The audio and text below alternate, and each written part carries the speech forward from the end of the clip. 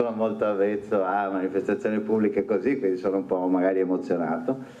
E, sto bene relativamente insomma a quello che ho vissuto. Ho anche già perso l'ottima linea che avevo acquisito in Venezuela. Ho accettato l'invito perché era un'opportunità per ringraziare tutti i ragazzi, i bambini, gli studenti e le scuole, perché quando sono tornato ho visto questi cartelli di bentornato e mi hanno molto commosso, mi ha fatto molto piacere. Incontra per la prima volta la sua comunità d'origine Alberto Trentini in sala per la Lido di Venezia per abbracciare i bambini delle scuole che per lui hanno fatto gli striscioni e ricevere un riconoscimento dall'Associazione Culturale Mostre Lido a nome di tutti per il suo impegno di cooperante umanitario in giro per il mondo per aiutare chi ha più bisogno. Vale davvero la pena, dopo quello che hai vissuto, impegnarsi per gli altri? Ma sì, non ho assolutamente cambiato idea per nulla. Una cosa è quello che governi autoritari, totalitari vogliono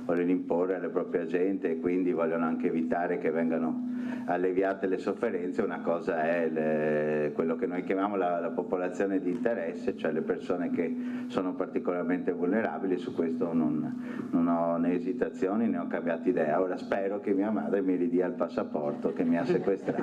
Rientrato a Venezia, della sua città, Alberto dice: Non avevo minimamente idea della mobilitazione locale, cittadina, poi nazionale, che è partita qui dal Lido, è partita da qui e poi è arrivata anche in altre città d'Italia e in tutto il paese. Quindi è stata una piacevolissima sorpresa, ecco. Mi sono sentito ben voluto e il bentornato che ho visto scritto dai bambini e appeso fuori dalle scuole l'ho sentito molto sincero.